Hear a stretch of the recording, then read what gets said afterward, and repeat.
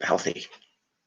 Hey, we're going live, and it's almost 7 o'clock, and we had to do this because I got to start working out, and getting healthy, and everything because school's coming.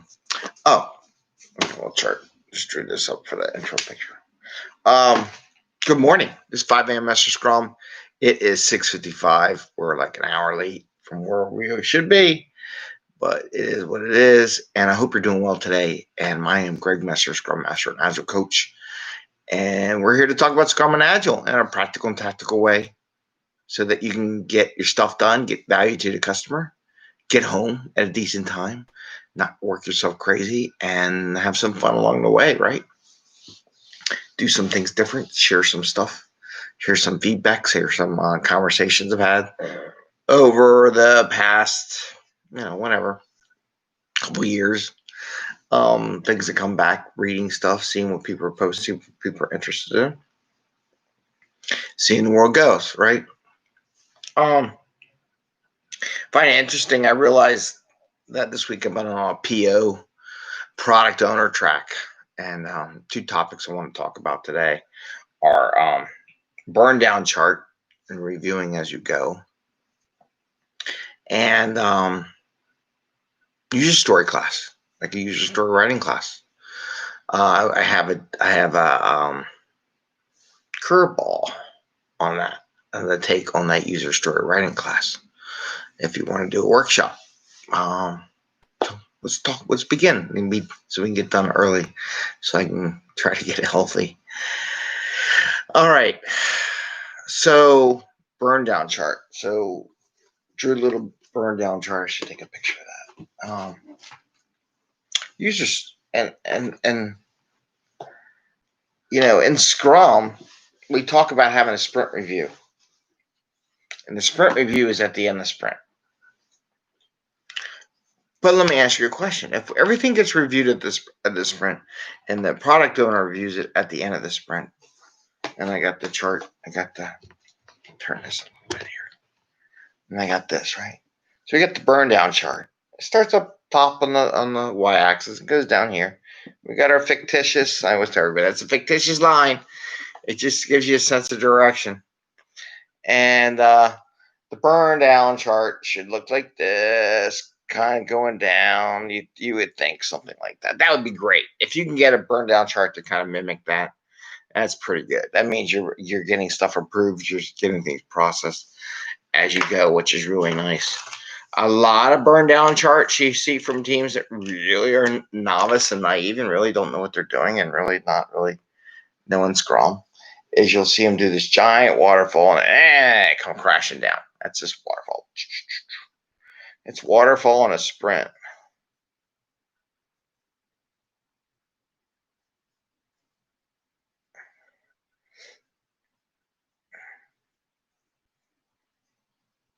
Right? That's what that is. To be honest with you, that's what it is. Typically, it's more like this. You get one done, you kind of come out, and then down the last couple of days. It's kind of like I've seen that a lot more often. And what is this? Right? There's a lot of reasons why this happens. But how are you going to go from this to this? Well, the problem with a review at the end and the product owner doesn't see the work and approve it, and to the end is you get this waterfall. The problem is you have this much time to fix any problems. The better part is getting reviews throughout the sprint, so you have all this time to fix problems. This right here, maybe another color, like blue maybe. Green and blue don't really work too well, do they? But you only have, this much fixing problem issue down here at the bottom. You really want to get things reviewed and approved as you go. So one of the things I'm going to talk from a product owner standpoint, rather than spend 2 hours at the end of the sprint doing a big giant product review, have little reviews as you go. And I would like to encourage, I'm going to use my black pen, review as you go. And for those on the podcast, what I had drawn was a big waterfall. Burndown chart, I draw a little burndown chart. It went on to the right side of the thing, I guess, and worked its way down. And then a lot of it ended on the last couple of days of the sprint. And I also have on here the classic staircase textbook example that usually doesn't happen. And the problem with having these things is that we get a lot of work done. We do the sprint, we do the review towards the end. It really gives you no time to fix anything. Two things. One, if that's what you're doing, then don't put the pressure on fixing the stuff before you go to production, because that ain't going to happen. Make them any changes, anything is a new requirement for the next sprint. That takes the stress and everything off your team. So all this might be next sprint, right? So all this last minute 1 or 2 day stuff may be to the next sprint. It shifts out, right? So you really don't get it all done because you find some bugs and some issues, and then you come up with new requirements. But what you want to do is work out a deal with your product owner that you're reviewing stuff as you go. It may only take 5 minutes to review it, right? They're little mini reviews. I encourage you to have the entire team attend so they can give feedback on the job and see what's going on and see what was produced and see what the product owner's looking for. So the entire team improves as they go, and not just like a QA specialist or VA or Scrum Master or somebody like that, but really just have, it doesn't take much for the whole team, because the value of the feedback from the customer is very valuable. Then you can ask if they don't think it's valuable, then you can ask them, so what you're saying is that you don't think customer feedback is very valuable and you really don't have time for the customer. Is that what you're telling us? They change their mind when they about to say what they said. They say no, then like, oh crap, why are you on this team, right? So that's something to think about as far as that goes.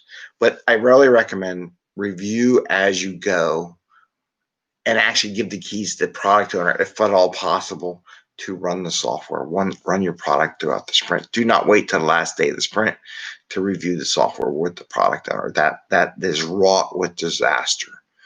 Even though they say they have one sprint demo, my suggestion is at the demo, you invite other stakeholders into the room, get more feedback, and you demo like a whole feature. Not every little story, but you talk about the features, you talk about where you are, and let stakeholders know where you are as a team.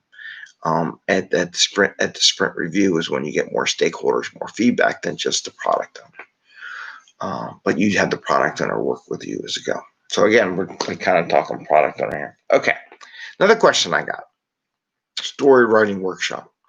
I've had every organization I've ever worked at, we hold a story writing workshop.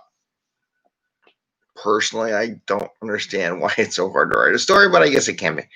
What I find harder than we did an episode before is how to reduce these stories into smaller titles that fit on these computer systems, right?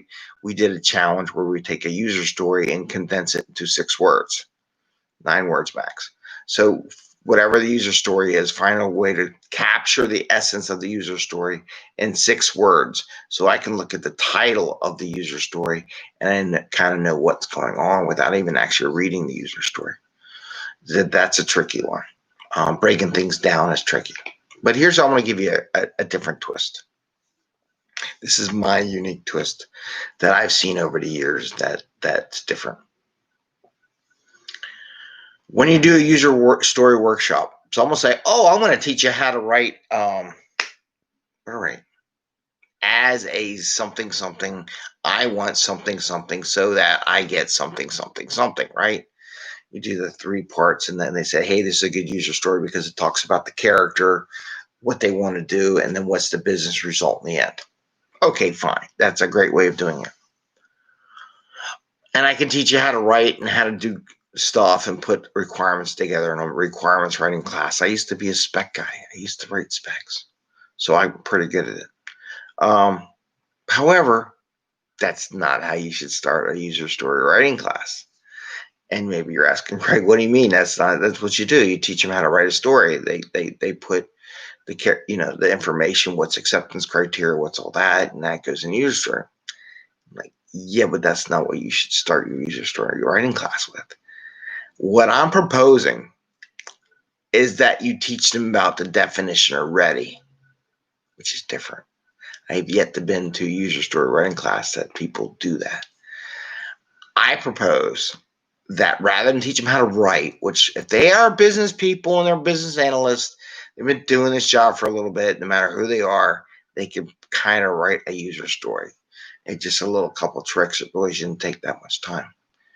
The challenge that I see is that the story is not ready for the team to write or build or code or test.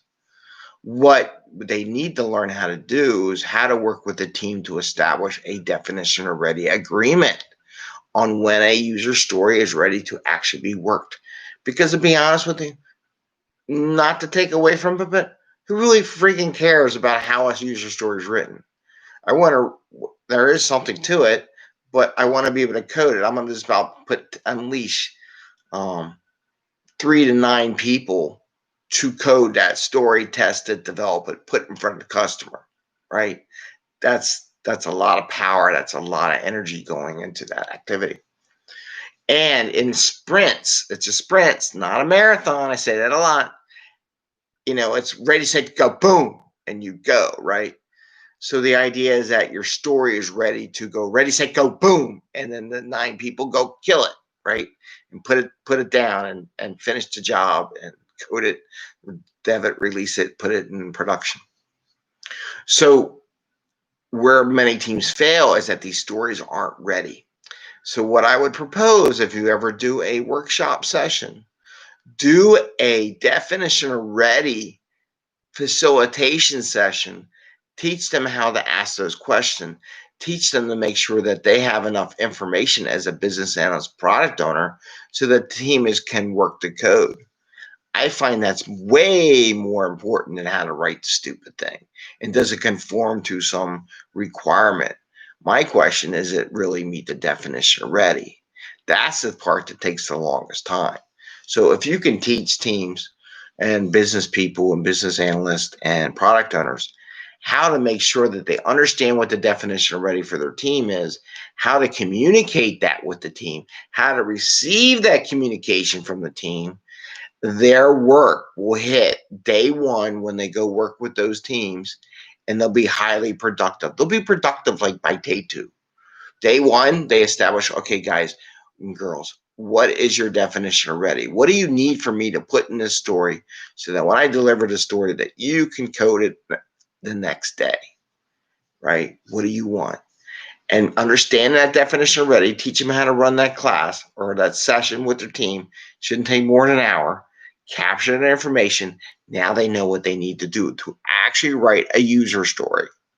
Because then all that information and match that definition ready will be found in the user story. And every team is different, right? So you can teach them the general parts. Bubbles, you're moving the camera. You can teach them the general parts and that kind of thing. And then they can handle the rest, right? If that makes sense, I hope that makes sense. But that's the hard part. Writing a user story, then to fill in that definition of ready. So the definition of ready gives your map, your outline, what you need. Then you learn how to write a user story. User story title, user story description, acceptance criteria, any data you need, anything like that for the team.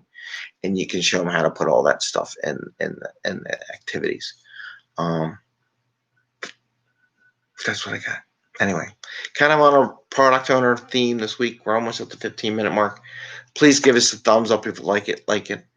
And then, like I said, we posted up that Mentos video for people. Try to do that more often. I want to do some sprints.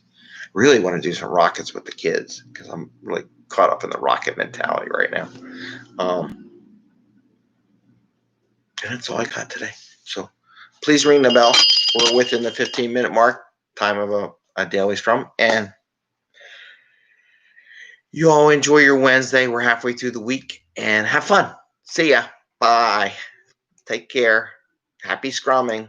See you. Happy scrumming.